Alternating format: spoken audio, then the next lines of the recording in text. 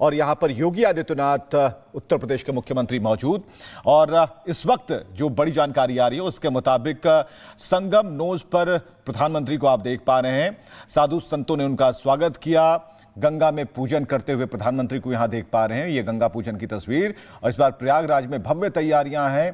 प्रधानमंत्री नरेंद्र मोदी पहुंचे हैं। दिव्य महाकुंभ जिसकी तस्वीरें अब आनी शुरू हो गई हैं और आज से ये और भी पुख्ता तरीके से, मजबूत तरीके से संस्कृति को समेटे तस्वीरें दिखनी शुरू हो जाएंगी, क्योंकि तैयारियों की बात से अब बात आगे बढ़ चुकी है, क्योंकि प्रधानमंत्री यहां पर पहुंच चुके हैं।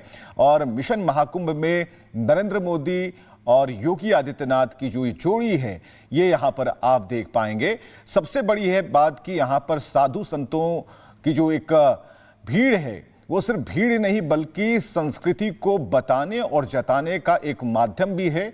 महाकुंभ के जरिए जो कि पौराणिकता के साथ जुड़ा हुआ है, एक आस्था के साथ जुड़ा हुआ है और कई किंवदंतियों से जुड़ा हुआ है। तो ऐसे में लोगों की आस्था है और यहाँ पर महामंत्रों के उच्चारण के साथ गंगा की आरती हो रही है और गंगा का पूजन कर रहे हैं प्रधानमंत्री नरेंद्र मोदी। और साधु संतों के साथ मुलाकात की। संगम नोज पर प्रधानमंत्री की यह तस्वीरें आप देख पा रहे हैं।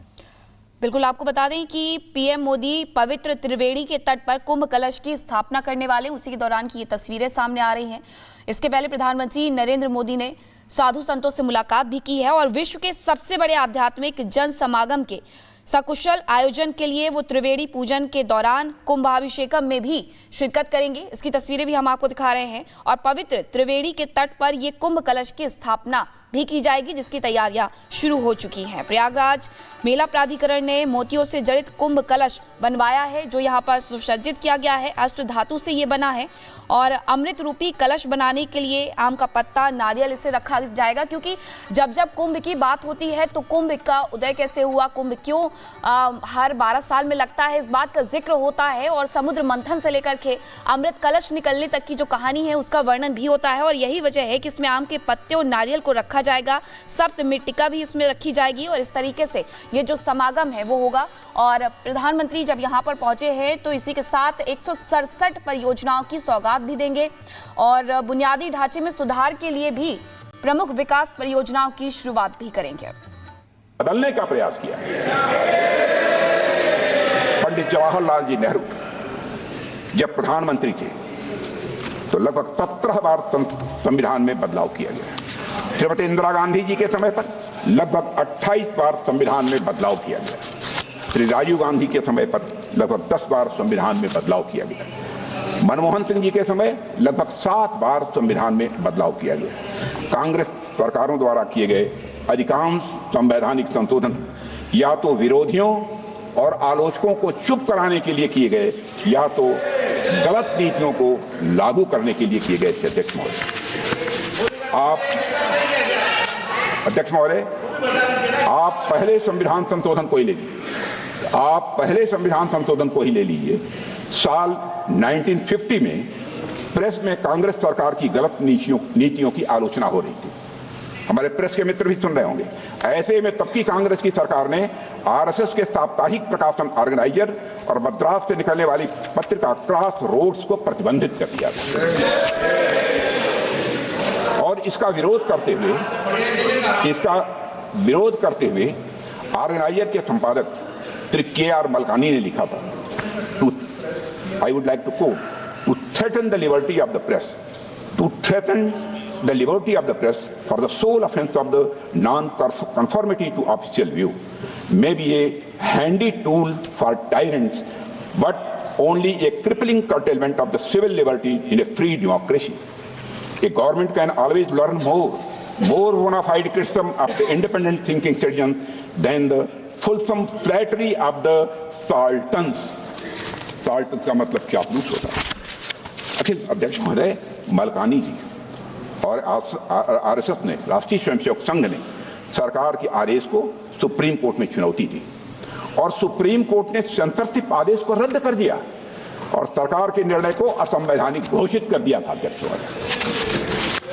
अध्यक्ष महोदय, आज संविधान का लाभ अलापने वाली कांग्रेस पार्टी ने सुप्रीम कोर्ट के आदेश का सम्मान करने की जगह मई 1951 में ही संवैधानिक संशोधन करके नागरिकों के freedom of speech and expression को कुचल दिया था।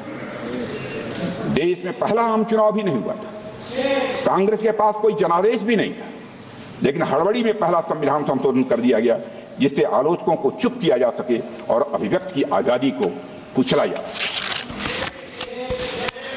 अध्यक्ष महोदय, हम सभी जानते हैं कि संविधान निर्माण में बाबा साहब अम्बेडकर की अग्रणी भूमिका थी, लेकिन बहुत कम लोग यह जानते हैं कि संविधान लागू होने के बाद कांग्रेस सरकार द्वारा मौलिक अधिकारों को कमजोर करने के प्रयासों के खिलाफ बाबा साहब हमेशा लड़ते रहे। जब कांग्रेस सरकार ने 1954 में संविधान में चौथा संशोधन लाकर मौलिक अधिकारों को कमजोर करने की कोशिश की तो बाबा साहब अम्बेडकर ने इसके खिलाफ कहा था। I would like to quote, I am sorry to say that this attitude of treating the fundamental rights with contempt as though there were no consequence, that they could be trodden upon at any time with the convenience of the majority or the wishes of the party chief is an attitude that may easily lead to some dangerous consequences in the future. And I feel very sorry that even a matter of this sort, namely the infringement of or the deviation from fundamental rights, is being treated by the party in power as though it was a matter of no moment at all, unquote. अध्यक्ष महोदय, कांग्रेस और उसके नेताओं के द्वारा नागरिकों के मौलिक अधिकारों को कुचलने की जिस एटीट्यूड की बात बाबा साहब ने की थी, कांग्रेस ने उसी एटीट्यूड को सत्ता में होने के दौरान बार बार दोहराया है। मैं कांग्रेस सरकार द्वारा किए गए कुछ संवैधानिक संशोधनों का यहाँ पर मैं उल्लेख करना चाहता हूँ, जिनके द्वारा संविधान और उसमें निहित भावना को ही नष्ट करने की कोशिश की गई। अध्यक्ष महोदय, साल 1975 में हुए 48वें 40th संविधान संशोधन से आपातकाल यानी इमरजेंसी लगाने के निर्णय को नॉन जस्टिसिएबल बनाने की कोशिश की गई। इलेक्शन लॉ अमेंडमेंट बिल लाया गया जिसका एकमात्र उद्देश्य उन सभी इलेक्टोरल मैल प्रैक्टिसेस को इम्यूनिटी देना था जिसके कारण श्रीमती इंदिरा गांधी के चुनाव को चुनौती दी गई। कल्पना कर सकते हैं अध्यक्ष महोदय, एक निंदनीय संशोधन जो अंततः लैप्स हो गया वह था 1976 में किया गया 41वां संविधान संशोधन विधेयक। इस संशोधन का उद्देश्य मैं तुरंत का ध्यान आकर्षित करना चाहता हूं अध्यक्ष महोदय, इस संशोधन का उद्देश्य प्रधानमंत्री, राज्यपाल और राष्ट्रपति को पद ग्रहण करने से पहले उनके कार्यकाल के दौरान किए गए सभी कार्यों के लिए आपराधिक जो है मुकदमों से इम्यूनिटी प्रदान करना था। चाहे जो भी अपराध किए सब क्षम्य थे। अध्यक्ष महोदय, इसका मतलब यह था सबसे जघन्य अपराध करने वाला व्यक्ति भी अगर एक दिन के लिए भी संवैधानिक पद पर बैठ जाए तो उसके सभी अपराध माफ। कैसे देश माफ कर सकता है? अध्यक्ष महोदय, संवैधानिक शक्तियों का दुरुपयोग यही नहीं रुका। 28 अगस्त 1976 को 42वां संविधान संशोधन पेश किया गया था जिसमें प्रोविजंस थे कि किसी भी कानून की संवैधानिकता केवल 7 न्यायाधीशों द्वारा ही तय की जा सकती है और किसी भी कानून को केवल 2/3 बहुमत से ही रद्द किया जा सकता है। अध्यक्ष महोदय, क्षमा कीजिए, क्या यह सब एक तानाशाह द्वारा अपने निजी स्वार्थ के लिए संविधान को विकृत करने का यह भरसक प्रयास नहीं था?